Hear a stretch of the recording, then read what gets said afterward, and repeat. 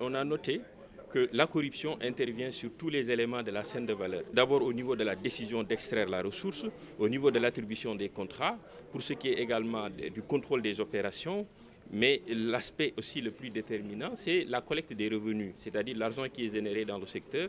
Et bien même, on a précisé que la corruption pourrait intervenir aussi au niveau des dépenses sociales, au niveau des dépenses économique, mais tout ce qui est aussi l'affectation des revenus à des dépenses publiques.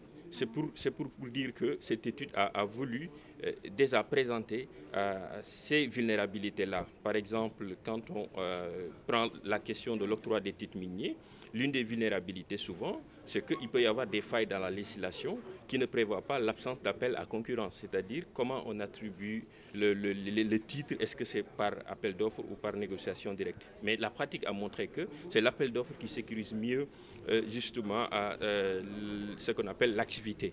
Il y a aussi un autre point de vulnérabilité qu'on appelle l'opacité des bénéficiaires effectifs, c'est-à-dire si on ne connaît pas les personnes qui tirent bénéfice directement dans l'activité, cela peut justement favoriser la corruption. Donc il faut comprendre l'esprit de l'étude, c'est qu'il fallait dans un premier temps diagnostiquer le cadre juridique et institutionnel en vue d'identifier les formes de corruption, étudier les risques, mais surtout également ce qu'on appelle les causes sous-jacentes.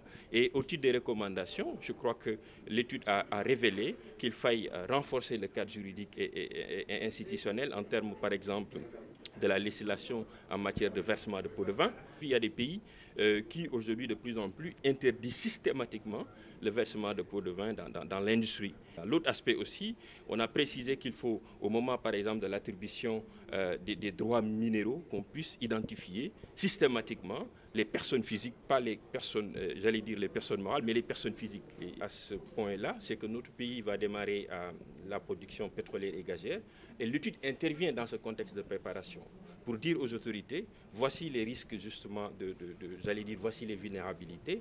Et donc, ça donnera l'occasion, une fois que les recommandations sont mises en œuvre, de ne pas connaître souvent ce qu'on connaît, la malédiction des ressources naturelles.